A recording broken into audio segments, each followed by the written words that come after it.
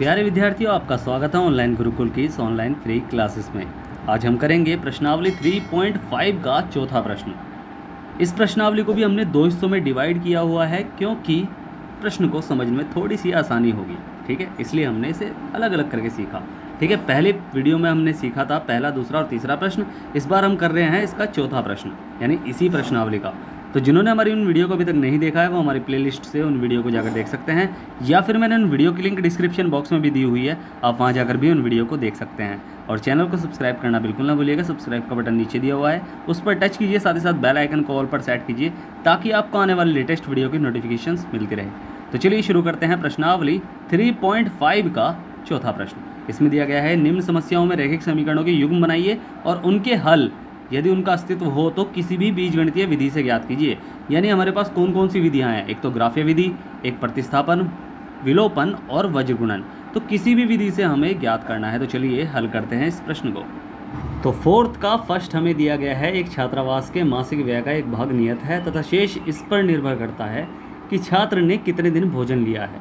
जब एक विद्यार्थी ए जो 20 दिन भोजन करता है 1000 रुपये छात्रावास के व्यय के लिए अदा करने पड़ते हैं, और जब एक विद्यार्थी जो बी है वो 26 दिन भोजन करता है तो छात्रावास के व्यय के लिए 1180 रुपये अदा करने पड़ते हैं।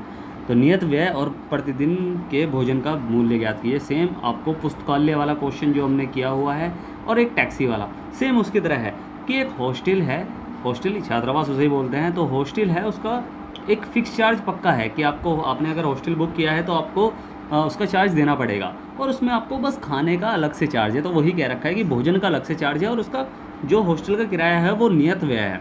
तो हम स्टार्टिंग यहीं से करेंगे कि माना छात्रावास का नियत व्यय जो है वो x रुपये है। ठीक है, तथा प्रतिदिन भोजन पर व्यय बराबर y रुपये है। यानी प्रतिदिन का मतलब है हर एक दिन भोजन पर जो व्यय है वो y रुपये हमने मान लिया। अब जो प्रश्नानुसार कह रखा है वो करो। प्रश्नानुसार इसमें कहा गया है कि ए जो है वो 20 दिन भोजन करता है और उसे 1000 रुपये छात्रावास के व्यय के लिए अदा करने पड़ते हैं। तो इसे लिख सकते हैं हम कि ए के 20 दिन का व्यय यानी खर्चा बराबर 1000 रुपये बैठा है। अब इस 1000 में भाई छात्रावास का नियत व्यय तो होगा ही, इसमें लिख सकते हैं हम कि नियत व्यय यानी छात्रावास जो उसमें हॉस्टल में रह रहा है उसका खर्चा तो है ही, और भोजन का खर्चा अलग से, यानी एक दिन का भोजन का खर्चा y रुपये है तो 20 दिन का भोजन का खर्चा 20 दिन भोजन पर व्यय उसने यही तो किया होगा। एक तो नियत व्यय दिया होगा और एक 20 दिन भोजन पर व्यय दिया होगा, तब जाके टोटल मिलाकर उसने 1000 रुपये दिए होंगे। यही तो हमने किया है। तो बस नियत व्यय कितना है x, और एक दिन का भोजन का व्यय y रुपये है तो 20 दिन का भोजन का व्यय क्या हो जाएगा, 20y हो जाएगा और बराबर 1000 रुपये। यही हमारा पहला समीकरण है। ठीक है, समझ में आया ना हमने कैसे करा। अब ऐसे ही प्रश्नानुसार 2, अगर फिर भी कोई डाउट रह जाए ना तो पूछ लेना मेरे से। ठीक है, मैंने डिस्क्रिप्शन बॉक्स में टेलीग्राम, इंस्टाग्राम, व्हाट्सअप तीनों की लिंक दे रखी है। ठीक है, अब प्रश्नानुसार 2 के हिसाब से चलते हैं। प्रश्नानुसार 2 के हिसाब से क्या कहा गया है कि जो बी है वो 1180 रुपये अदा करता है। तो बी के भाई वो कितने दिन रुकता है, वो 26 दिन रुकता है, तो बी के 26 दिन का व्यय बराबर 1180 रुपये। यानी उसने भी क्या किया होगा, एक तो नियत भाड़ा तो दिया होगा, नियत व्यय प्लस 26 दिन खाना भी खाया होगा, तो 26 दिन भोजन पर व्यय दोनों को मिलाकर दे रहे हैं 1180 रुपये। यानी नियत व्यय क्या है x प्लस 26 दिन भोजन पर व्यय कितना हो गया, जब एक दिन पर y रुपये है तो 26 दिन पर 26y हो जाएगा और बराबर 1180 रुपये। ठीक है, यही आपको समझना है। ये हमारा दूसरा समीकरण है। अब हम इससे करने वाले हैं विलोपन विधि से, क्योंकि मुझे थोड़ी सी आसान लगती है वो। तो आपको जो विधि सबसे बेस्ट लगती है आप उस विधि से कर सकते हैं, ठीक है। सबसे पहले देखो दोनों चर का मान समान है या नहीं, विलोपन विधि में ये तो होता है, तो किसी एक चर का मान समान है या नहीं, तो ये हमने देख रखा है दोनों का x का मान समान है। तो हम क्या करेंगे, थोड़ा सा गैप देकर सीधा दोनों समीकरण उतार लेंगे कि x प्लस 20y बराबर 1000 और x प्लस 26y बराबर 1180। अब जिस चर का मान समान है उसके साइन देखो, दोनों प्लस प्लस के हैं तो हमें उल्टे चाहिए साइन, क्योंकि जब ही कटेंगे तो हम क्या लिखेंगे कि हमें साइन बदलने पड़ेंगे। तो जब सदन साइन बदलने पड़ते हैं तो हम क्या करते हैं, घटाने पर लिखते हैं। समीकरण 1 व 2 को घटाने पर तो जब हम घटाएंगे तो नीचे वाले के साइन हो जाएंगे, बदल जाएंगे। ये प्लस का है माइनस का, ये प्लस का है माइनस का और ये प्लस का है माइनस का, तो ये कट जाएंगे, ये घट जाएंगे। 26 में से 20 गए तो 6y बचेगा। अब बड़ा कौन सा है, 26 बड़ा है कि 20 बड़ा है? 26 बड़ा है ना, तो उसके बाद कौन सा साइन है, माइनस का साइन है, ठीक है। ये बस एक ट्रिक होती है जो मैंने आपको बताई है कि जब हम जोड़ या घटा करते हैं किसी भी चर और अचर राशियों की, ठीक है, आपस में ही, तो बड़े वाले का साइन ही हम लगाते हैं, बड़े वाली संख्या देखते हैं उसका साइन लगाते हैं बराबर। अब ये भी उल्टे साइन है, घट जाएंगे तो 1000 भाई 1180 में से 1000 गए तो क्या बचेगा, 180 बचेगा, वो भी माइनस का। तो माइनस से माइनस कट जाएगा, माइनस से माइनस कटा तो y का मान क्या निकल गया है, 180/6, 6 दूनी 12 6 × 18 यानी 30 रुपये निकल गया। अब इस y का मान किसी भी समीकरण में रख लो, तो y का मान समीकरण किसी में भी रख लो 1 में रखने पर, तो समीकरण 1 आपको पता है क्या है, ये वाला समीकरण नंबर 1 है, तो मैं सीधा इसमें y की जगह रख रहा हूँ मान 30। तो यानी x प्लस 20 गुणा 30 बराबर 1000 और x प्लस 3 दूनी 6 यानी 600 बराबर 1000। अब x बराबर 1000 माइनस 600 यानी x बराबर क्या निकला है, x बराबर निकला है 400। और तो हमें क्या पता चला, हमें यही तो पता चला है कि जो y हमने माना था प्रतिदिन भोजन पर व्यय माना था और x हमने नियत जो छात्रावास का नियत व्यय माना था। तो हम लिखेंगे कि अतः जब x बराबर 400 आया है और y बराबर 30 आया है, तो इससे हमें ये पता चला है कि अतः छात्रावास का जो नियत व्यय है, नियत व्यय वो क्या है, वो है 400 रुपये। और प्रतिदिन भोजन पर व्यय यानी हर एक दिन भोजन का व्यय कितना है, वो हर एक दिन का 30 रुपये है। और यही हमारा आंसर है, ठीक है, समझ में आया ना। अब करते हैं इसका सेकंड। तो सेकंड हमें दिया गया है कि 1 भिन्न 1/3 हो जाती है जब उसके अंश में 1 घटाया जाता है, और वह 1/4 हो जाती है जब उसके अंश में मतलब हर में 8 जोड़ दिया जाता है। तो वह भिन्न ज्ञात कीजिए। भाई भिन्न हमें वही पता है, हमने पहले भी किया है भिन्न का क्वेश्चन। कोई भिन्न होती है 1/2 जैसे भिन्न है ये, तो वो अंश और हर, अंश और हर, तो उसमें अंश और हर होते हैं। तो हम क्या करेंगे, हम वही मान लेते हैं, माना भिन्न का अंश बराबर x और माना भिन्न का हर बराबर y, ठीक है। तो भिन्न क्या हो गई, भिन्न हो गई हमारी x/y, ठीक है। अब जो प्रश्नानुसार हमसे कहा गया है, प्रश्नानुसार वो हमसे क्या कहा गया है कि 1 भिन्न 1/3 हो जाती है जब उसके अंश में से 1 घटाया जाता है। यानी x/y के अगर हम अंश में से 1 घटा दें, यानी उसके अंश में से 1 घटा दें, तो वह क्या हो जाती है, 1/3 हो जाती है, ठीक है। तो इसे सही एक समीकरण के रूप में बना लो। 3 के ऊपर गुणा करेंगे तो 3 की इसमें गुणा हो जाएगी x - 1 में, और y की इसमें हो जाएगी, वज्र गुणा हो रही है ना, तो y कम y हो जाएगा। तो 3x - 3 = 3 बराबर y। अब एक समीकरण के रूप में लिख लो, 3x - y, इधर भी हो जाके पहले x का पद फिर y का पद और फिर 3, क्योंकि ये माइनस का इधर जाके प्लस में हो गया, तो ये पहला समीकरण हमारा। अब जो प्रश्नानुसार हमें 2 दे रखा था वो भी कर लो। प्रश्नानुसार सेकंड, इसमें कहा गया है कि वह 1/4 हो जाती है जब हर में 8 जोड़ दिया जाता है। भाई अगर x/y में यानी हर में हम 8 जोड़ दें, सिर्फ हर में 8 जोड़ दें, तो वह 1/4 हो जाती है, ये हमसे क्या रखा है। तो इसे भी क्रॉस मल्टीप्लाई कर दो, तो ये हो जाएगा 4 की इसमें गुणा x में गुणा, तो 4x हो जाएगा। और बराबर जब 1 की इसमें गुणा होगी पूरे में, जो कि तो उतर जाएगा, तो y + 8 ही हो जाएगा। अब इसे कर लेंगे 4x माइनस वाई बराबर 8। ये हमारा दूसरा समीकरण। अब सेम वैसे ही भाई एक चर का मान मैं विलोपन विधि से कर रहा हूँ, सबसे आसान मुझे यही लगती है ना, तो किसी भी विधि से आप कर सकते हैं। यहाँ समीकरण आपके बन चुके हैं तो आप किसी भी विधि से कर लो इन दोनों समीकरणों को। तो ये एक चर हमारा समान है ही, तो थोड़ा सा गैप देकर दोनों समीकरणों एक साथ उतार लो। तो 3x माइनस वाई बराबर 3 और 4x माइनस वाई बराबर 8। जिस चर का मान समान किया है उसके साइन देखो, दोनों सेम साइन है। हमें उल्टे साइन चाहिए यानी अपोजिट साइन चाहिए, तो हमें साइन बदलने पड़ेंगे। तो हम क्या लिखेंगे, समीकरण नंबर 1 व 2 को घटाने पर, जब घटाएंगे तो नीचे वाले के साइन बदल जाएंगे, प्लस का है माइनस का हो जाएगा, माइनस का है प्लस का हो जाएगा, ये प्लस का है माइनस का हो गया। पहले वाले साइन नहीं है, अब इसके किसी के भी पहले वाले साइन नहीं है, तो ये तो कट जाएंगे। ये उल्टे साइन है, एक प्लस का है एक माइनस का है, तो उल्टे साइन है, कट जाएंगे। 4 में 3 गया, 1 बचा, यानी x बचेगा। चाहे मैं 1x कर लूँ, बात दोनों एक ही है, चाहे x लिख लूँ, क्योंकि x के आगे कुछ नहीं लिखा तो वहाँ एक ही होता है।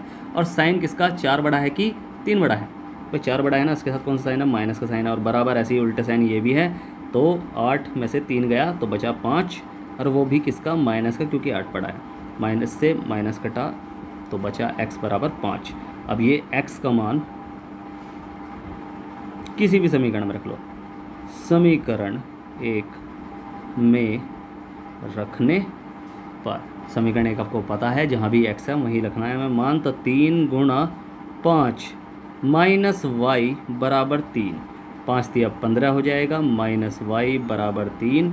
तो y वो भी माइनस का बराबर 3 माइनस 15, और y का मान वो भी माइनस का, उसका आया है 15 में से 3 गए तो बचा 12, यानी कट जाएगा माइनस से माइनस। तो x बराबर हमारा निकल के आया है 5 और y बराबर निकल के आया है 12। अब हमसे कहा गया है कि भाई भिन्न क्या है, तो अंश यानी x हमने क्या माना था, अंश माना था, अंश हमारा निकल के आया है 5 और हर हमारा निकल के आया है 12। ठीक है, तो भिन्न क्या हो गई, भिन्न हमारी हो गई अंश बटे हर, यानी 5/12। आपको क्वेश्चन चेक करना है तो वह अगर इसमें 1 घटा दे, ये प्रश्न में क्या रखा है कि अगर 5/12 में से अगर हम 1 घटा दे यानी माइनस कर दे अंश में, तो वह क्या हो जाएगी, 1/3 हो जाती है। तो 5 में से 1 गया, 4 बचे, 4/12, तो 4 एकम 4, 4 दिया 12, तो 1/3 ही तो हो गई। तो ये हमारा आंसर बिल्कुल सही है। ठीक है, तो अब करते हैं इसका थर्ड। तो थर्ड हमें दिया गया है कि यश ने एक टेस्ट में 40 अंक अर्जित किए जब उसने प्रत्येक सही उत्तर पर 3 अंक मिले तथा अशुद्ध उत्तर पर 1 अंक की कटौती की गई, तब जाके उसे 40 अंक मिले। ठीक है, यदि उसे सही उत्तर पर 4 अंक मिलते और अशुद्ध उत्तर पर 2 अंक कटते तो यश को 50 अंक अर्जित करते, यानी यश को 50 अंक मिलते। तो टेस्ट में कितने प्रश्न थे वो हमें बताना है। तो प्रश्न में उसे अंकों के आधार पर 2 टाइप के प्रश्न मिले, एक तो जिनके उत्तर उसने सही दिए और जिसके उत्तर उसने गलत दिए। ये हमें पता नहीं है कितने उत्तर सही दिए कितने उत्तर गलत दिए, तो हम क्या करेंगे, इन्हें ही x और y मान लेंगे। कि माना, हमने क्या माना कि माना जो सही उत्तर देने वाले प्रश्न, माना सही उत्तर देने वाले प्रश्नों की जो संख्या है वो है x। ये इतने प्रश्न, इसने इतने प्रश्न सही दिए यानी बिल्कुल सही उत्तर दिए इन प्रश्नों के, और माना गलत या अशुद्ध उत्तर देने वाले प्रश्नों की संख्या, प्रश्नों की जो संख्या है वो है y। ठीक है, हमने y मान लिया कि उसने गलत उत्तर दिए, y प्रश्नों के तो गलत उत्तर दिए और x प्रश्नों के उसने सही उत्तर दिए। ठीक है, अब जो प्रश्न के हिसाब से कह रखा है वो प्रश्न के हिसाब से लिख लो। प्रश्नानुसार 1, तो प्रश्नानुसार 1 के हिसाब से कि जब यश ने टेस्ट में 40 अंक अर्जित किए, वो 40 अंक कैसे किए, जब उसने सही उत्तर पर 3 अंक मिले और गलत उत्तर पर 1 अंक की कटौती की गई, यानी 1 अंक काटा गया।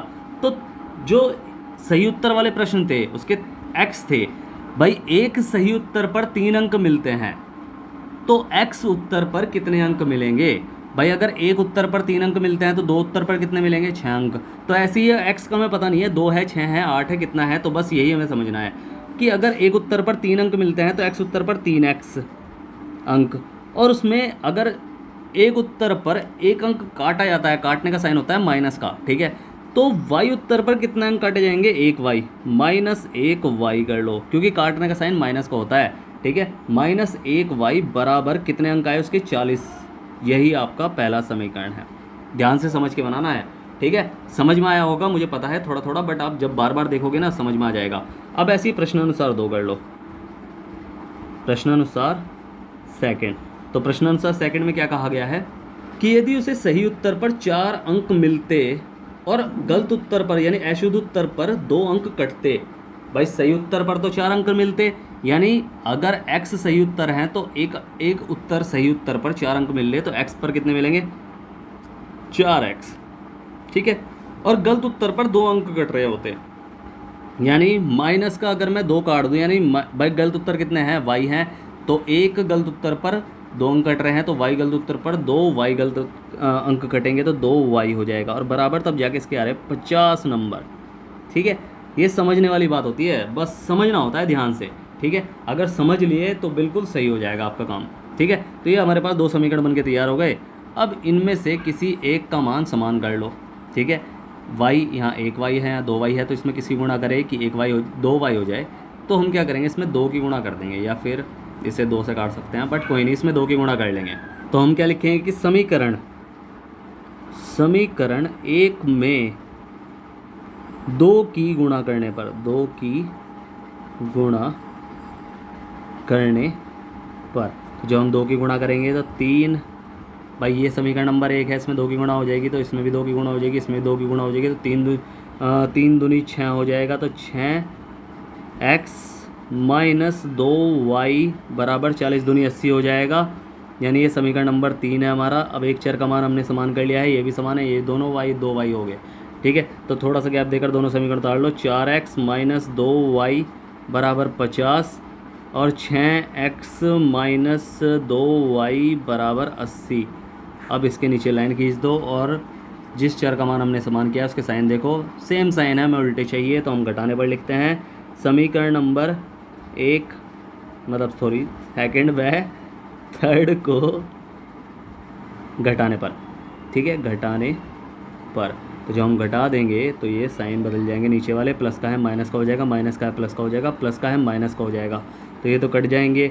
6 में से 4 गया कितना, भाई 6 में से 4 गए, बचे 2x, वो भी माइनस का क्योंकि 6 बड़ा है। ऐसे 80 में से 50 गए तो 50, 60, 70, 80, यानी माइनस का 30 बचा है, क्योंकि 80 बड़ा है इसलिए माइनस का साइन लगा। तो माइनस से माइनस कटा तो x बराबर 30/2, तो 2 से कटा 15 आया, यानी x बराबर हमारा आया है 15, यानी 15 उत्तर उसने सही दिए। अब इसका मान किसी भी समीकरण में रख लो तो हमें आराम से ज्ञात हो जाएगा, किसी भी मतलब y का मान। तो x का मान समीकरण किस में रखें, 1 में रखने पर, तो समीकरण नंबर 1 क्या है, 3x माइनस 1y बराबर 40 है। तो हम क्या करेंगे कि 3x की जगह क्या लगा देंगे, 15 लगा देंगे बस। तो हम क्या करेंगे कि 3 गुणा 15 माइनस 1y कर लो चाहे y कर लो, दोनों बात एक है, बराबर 40 हो जाएगा, ठीक है। 15 दूनी 30, 45 हो जाएगा, माइनस y बराबर 40 हो जाएगा। अब इसे कर लेंगे, माइनस का y बराबर 40 माइनस 45, तो माइनस का y बराबर माइनस का 5, माइनस से माइनस कटा तो y का मान क्या निकल के आ रहा है, 5, और x का मान 15 है। तो यानी सही उत्तर वाले अंक कितने, भाई प्रश्नों की संख्या पूछी थी वैसे तो हमारी, कि इसने एक तो सही उत्तर तो 15 क्वेश्चनों के दिए और गलत उत्तर 5 क्वेश्चनों के दिए, ठीक है।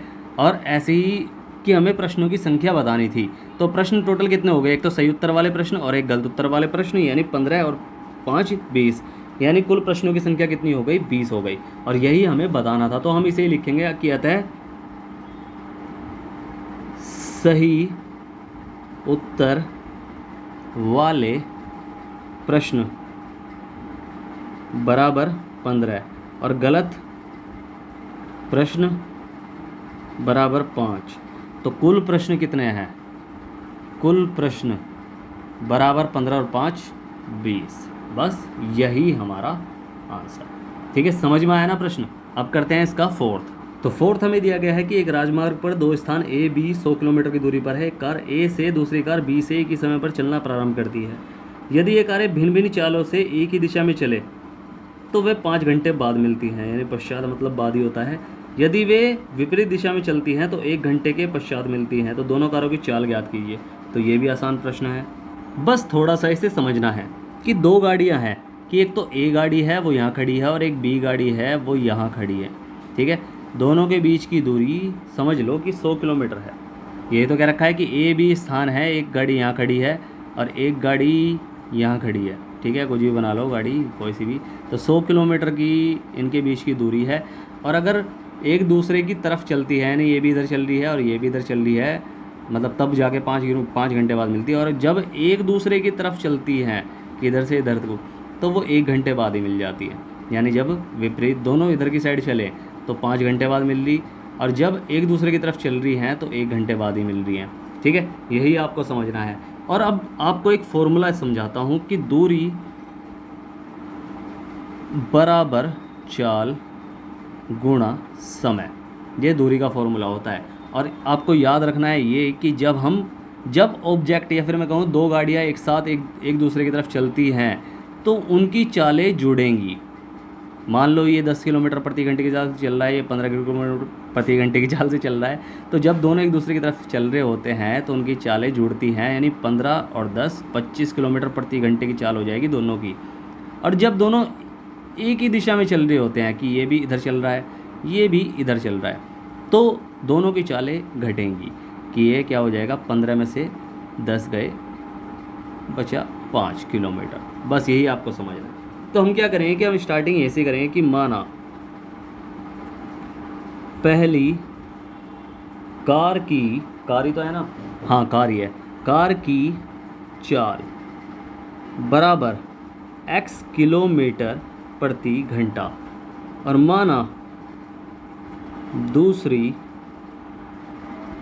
कार की जो चाल है वो है y किलोमीटर प्रति घंटा। अब प्रश्नानुसार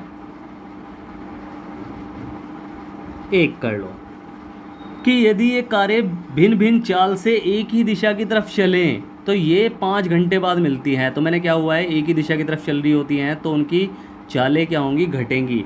अब चाल बराबर क्या होता है, चाल बराबर सेम इसी सूत्र से, ये चाल अकेला छोड़ दो, समय यहाँ गुणा में है, इधर जाके इसमें हो जाएगा भाग में हो जाएगा, ये रफ काम है, ठीक है।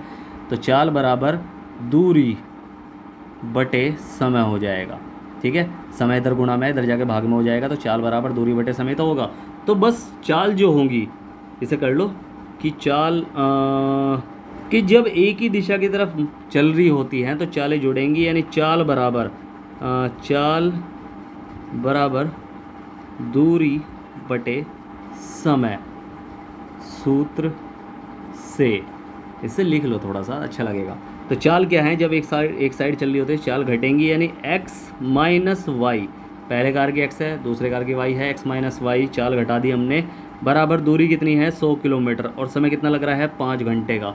बस इसे सॉल्व कर लो कि x माइनस वाई बराबर 5 से कटेगा, 5 दूनी 10 20 आएगा, तो यानी 20, ये हमारा पहला समीकरण हो गया।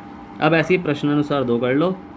प्रश्नानुसार सेकंड, इसमें कहा गया है कि जब वे एक दूसरे की तरफ चलती हैं तो 1 घंटे बाद ही मिल जाती हैं, यानी एक दूसरे की विपरीत, मतलब कहने का मतलब है विपरीत दिशा की तरफ चलती हैं। तो विपरीत का मतलब क्या होता है कि ये पूर्व की तरफ चल रही है और ये पश्चिम की तरफ चल रही है, तो विपरीत ही तो हो गए, यानी एक दूसरे की तरफ चल रही हैं, तो तब ये 1 घंटा लगाते हैं कुल। तो बस सेम वही है कि अगर एक दूसरे की तरफ चल रही हैं तो चालें जुड़ेंगी, तो x प्लस वाई बराबर चाल बराबर दूरी कितनी है 100 किलोमीटर और बटे समय कितना है 1 ही घंटा है, ठीक है। सेम वही है, इसे भाग करेंगे तो बस वही 1 से काटेगा तो 100 ही आएगा, यानी x प्लस वाई बराबर 100, ये हमारा सेकंड समीकरण, ठीक है। अब दोनों समीकरण हमारे मतलब तैयार हो चुके हैं, तो हमें क्या करना है, इसे किसी भी विधि से कर देना है सॉल्व कि x माइनस वाई बराबर 20, दोनों चर समान हैं तो कोई सभी थोड़ा सा गैप देकर दोनों समीकरण उतार लो।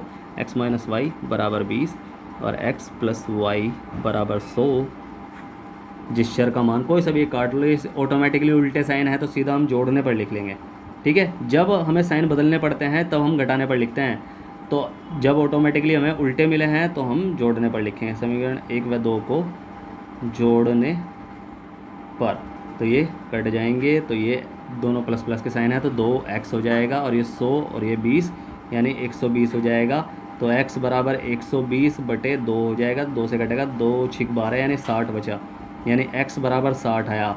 अब इस x का मान किसी भी समीकरण में रख लो, का मान समीकरण सेकंड में किसी में भी रख लो, रखने पर, तो जब सेकंड में रखेंगे तो क्या है समीकरण सेकंड, ये रहा x + y बराबर 100, तो x की जगह 60 रख लो सीधा, 60 + y बराबर 100, तो y बराबर 100 - 60 यानी y बराबर 40, यानी x बराबर 100, वो x बराबर 60 और y बराबर 40 आया है। यानी पहली कार की चाल, हमसे कार की चाल ही तो पूछी थी कि दोनों कारों की चाल ज्ञात कीजिए, तो पहली कार की चाल, पहली कार की जो चाल है वो x है यानी 60 है, सीधा से 60 बताऊँ, 60 किलोमीटर प्रति घंटा है, 60 किलोमीटर प्रति घंटा। और जो दूसरी कार है, दूसरी कार की चाल जो है वो 40 किलोमीटर प्रति घंटा है, और यही हमारा आंसर है। ठीक है, समझ में आया? कोई भी डाउट रह जाए मन में तो पूछ लेना, ठीक है। थोड़ा सा मुझे पता है इस क्वेश्चन में थोड़ा सा डाउट होगा, बट आप पूछोगे तो मैं बता दूंगा, ठीक है, समझा दूंगा। तो अब करते हैं लास्ट प्रश्न यानी 5वां। तो 5वां हमें दिया गया है कि एक आयत का क्षेत्रफल 9 वर्ग इकाई कम हो जाता है यदि उसकी लंबाई 5 इकाई कम कर दी जाती है और चौड़ाई 3 इकाई बढ़ा दी जाती है। यदि हम लंबाई को 3 इकाई और चौड़ाई को 2 इकाई बढ़ा दें तो क्षेत्रफल 67 वर्ग इकाई बढ़ जाता है। तो आयत की विमाएँ ज्ञात कीजिए। तो विमायों का मतलब से क्या है कि अगर आयत है, आयत के बारे में थोड़ी सी बात कर लेते हैं। तो आयत क्या है, लास्ट क्वेश्चन है, थोड़ा समझ के चलना ढंग से, ठीक है। तो आयत है, आयत कुछ ऐसा होता है, उसके ठीक सामने सामने की भुजाएं बराबर होती है, जितनी भुजाई ये होगी उतनी भुजाई ये होगी, क्योंकि ये लंबाई है और ये चौड़ाई है, तो जितनी चौड़ाई ये होगी उतनी ही ये होगी, सेम टू सेम, ये आमने सामने की भुजाएं बराबर होती हैं। तो हम क्या करेंगे, हम लंबाई को x मान लेंगे और चौड़ाई को हम y मान लेंगे, ठीक है, यही दो चीज़ होती है उसमें। तो हम स्टार्टिंग ऐसे करेंगे कि माना आयत की जो लंबाई है वो x मीटर है, सब चीज़ मीटर में है, किस में है, मीटर में कर लो, इकाई दे रखी है x, और माना आयत की जो चौड़ाई है वो हमने मान ली है y है। अब लंबाई और चौड़ाई हमने मान लिया तो इसका क्षेत्रफल क्या हो जाएगा, अतः इसका क्षेत्रफल क्या होता है आयत का, आयत का क्षेत्रफल लंबाई गुणा चौड़ाई होता है, याद रखना इसे, ठीक है, लंबाई गुणा चौड़ाई आयत का क्षेत्रफल होता है, यानी x गुणा y, यानी एक्स वाई इसका वर्ग इकाई में, क्षेत्रफल वर्ग इकाई में निकलता है, वर्ग इकाई में, ठीक है, वर्ग इकाई इसका क्षेत्रफल हो गया। ये भी इकाई लिख लो, इकाई, और ये भी इकाई, ठीक है, समझ गए ना यहाँ तक। अब जो प्रश्नानुसार क्या रखा है वो समझो। प्रश्नानुसार 1, आयत का क्षेत्रफल 9 वर्ग इकाई कम हो जाता है यदि उसकी लंबाई 5 इकाई कम कर दी जाए और चौड़ाई 3 इकाई बढ़ा दी जाए, ठीक है, यानी लंबाई 5 इकाई बढ़ाने पर, सॉरी कम करने पर है ना, ये तो कम करी है, 5 इकाई कम करने पर, तो पहले आयत की लंबाई कितनी है, x है, तो उसमें 5 इकाई कम कर देंगे, यानी x - 5, कम का साइन क्या होता है, माइनस का होता है, ठीक है।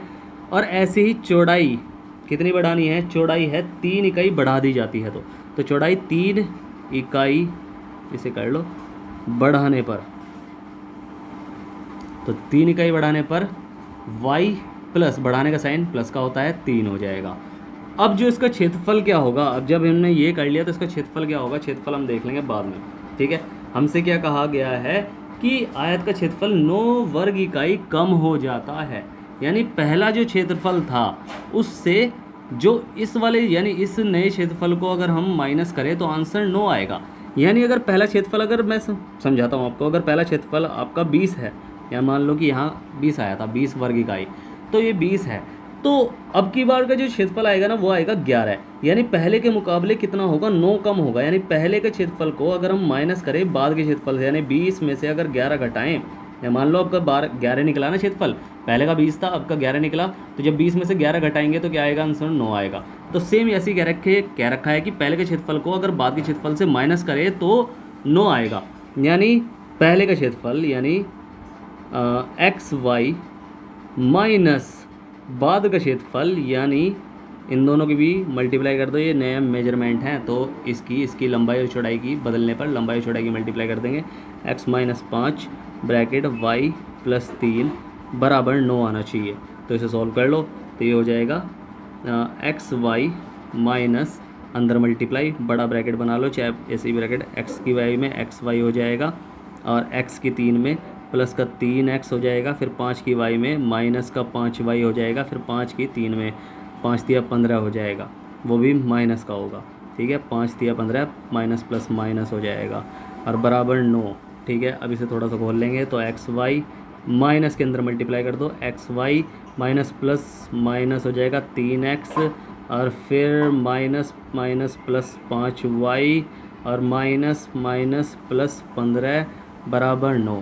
अब इसे सॉल्व कर लेंगे, इससे तो ये कट जाएगा, क्या बचा, एक तो माइनस का 3x प्लस 5y बराबर 9 माइनस 15, संख्या को संख्या के पास ले गए हम, तो माइनस का 3x और प्लस 5y, अब उल्टे चिन्ह घट जाएंगे, 15 में से 9 गया तो बचेगा क्या, 6 बचेगा, वो भी माइनस का, और यही हमारा पहला समीकरण है। ठीक है, समझ में आया ना यहाँ तक। अब ऐसे ही इसका प्रश्नानुसार 2 कर लेंगे हम, प्रश्नानुसार 2 सेकेंड। इसमें कह रखा है कि यदि हम लंबाई को 3 इकाई और चौड़ाई को 2 इकाई बढ़ा दें, यानी इस बार दोनों को बढ़ा दें, यानी लंबाई 3 इकाई और चौड़ाई 2 इकाई बढ़ाने पर, जब बढ़ा देंगे तो क्या हो जाएगी, लंबाई क्या हो जाएगी हमारी नई, तो बढ़ा देंगे, 3 बढ़ाने का साइन क्या होता है कि x में 3 प्लस कर देंगे, प्लस 3, पहले x थी ना उसमें 3 प्लस कर दिया, और चौड़ाई क्या हो गई, चौड़ाई वो हो गई y प्लस 3। ठीक है, अब जो कहा गया है कि क्षेत्रफल 67 वर्ग इकाई बढ़ जाता है, यानी बढ़ जाता है, यानी इस बार अगर मैं कहूँ कि 20 पहले निकल रहा था तो इस बार 20 6 7 8 यानी इस बार 87 हो गया, 67 है ना 87 हो गया, तो यानी अब के जो नया क्षेत्रफल बनेगा इन दोनों की मल्टीप्लाई करके, उसमें अगर इसको माइनस करें तो आंसर 67 आएगा। ये चीज़ समझने वाली होती है। अगर आप इस चीज़ को ही समझ गए ना तो बस समझ लो कि ठीक है, आप कुछ ऐसा नहीं है जो नहीं कर सकते हो। ठीक है, या फिर आप इसे इस तरह भी कर सकते हैं कि जो अब का क्षेत्रफल है यानी x प्लस 3 का क्षेत्रफल यानी लंबाई गुणा चौड़ाई y प्लस 3, इन दोनों का क्षेत्रफल वो बराबर होगा पहले के क्षेत्रफल से, यानी x plus y, x y जो क्षेत्रफल आया था उसमें शुरुआत का, उसमें 67 बढ़ जाता है। ठीक है, 67 यानी प्लस बढ़ जाता है। सेम ऐसे ही इसमें भी कर सकते थे कि माइनस हो जाता है, पहले के मुकाबले माइनस कर सकते थे उसमें 9 को। ठीक है, तो ऐसे ही लिख सकते थे, तो इसे भी कर लेंगे ऐसे ही, बिल्कुल सेम, कोई दिक्कत नहीं है उसमें। एक्स की वाई में गुणा एक्स वाई हो जाएगा, एक्स की 3 में गुणा प्लस 3x और फिर 3 की वाई में प्लस 3y और प्लस 3 तिया 9 हो जाएगा, और बराबर ये इधर ले जाओ, ये प्लस का इधर जाके माइनस में हो गया एक्स वाई, और बराबर 67 अकेला छोड़ दो वहाँ, एक्स वाई ये प्लस का है ये माइनस का है, कट जाएंगे, तो प्लस का 3x प्लस 3y और बराबर 67 माइनस 9 हो जाएगा। अब 67 में से जो हम 9 घटाएंगे तो, और 3 तिया 9 नहीं होगा, ये 3 तिया 9, अच्छा 2 कर रहे हैं यार, ये तो बहुत गलती होगी। तो यहाँ चौड़ाई में 2 बढ़ा रहे हैं, 2 बढ़ाना था, तो 3 दूनी 6, तो एक बार देख लेते हैं कि जहाँ जहाँ 2 यहाँ 2 होना था, तो x की y में एक्स वाई हो गया, 3 की y में 3 दूनी 2x हो जाएगा, यहाँ 2x और फिर इसमें 3 की y में 3y हो गया और 3 दूनी 6 हो जाएगा यहाँ। ठीक है, अब यहाँ 2x हो जाएगा और प्लस 3y बराबर 67 माइनस 6 हो जाएगा। ठीक है, और फिर 2x प्लस 3y बराबर ये हो जाएगा 67 में 6 गए 61 बचेगा, ये हमारा सेकंड समीकरण है। अब इसे किसी भी विधि से सॉल्व कर लो, आपका आंसर 100% सही ही आएगा। अब चाहे विलोपन विधि से, अच्छा विलोपन विधि से थोड़ा समझाता हूँ कि विलोपन विधि हमारे पास दोनों समीकरण है, थोड़ा सा एक बार उतार लेता हूँ कि एक तो माइनस का 3x है प्लस 5y है और बराबर माइनस का 6 है, और जो दूसरा हमारा समीकरण है वो है 2x प्लस 3y बराबर 61, यानी 2x प्लस 3y बराबर 61 है। ठीक है, अब इसमें दोनों में ऐसी कौन सी चीज़ है जो हम बदल सकते हैं? भाई 3 को 2 नहीं बना सकते, 2 को 3 नहीं बना सकते, 5 को 3 नहीं बना सकते, तो 3 को 5 नहीं बना सकते। तो हम दोनों समीकरणों में कुछ ऐसी संख्या की गुणा करेंगे कि दोनों में से किसी एक चर का मान समान हो जाए। अगर मैं 3 दूनी 6 कर दूँ, यहाँ 2 की गुणा करके 3 दूनी 6 कर दूँ, और 2 की यहाँ 3 में गुणा करके, ऊपर तो 2 की गुणा और नीचे 3 की गुणा, तो 3 दूनी 6 हो जाएगा, 3 दूनी 6, यहाँ भी 6 हो जाएगा, तो दोनों बराबर बन जाएंगे ना। तो पहले समीकरण में 2 की गुणा और दूसरे समीकरण में 3 की गुणा करने पर, तो इसे हम लिख लेंगे कि समीकरण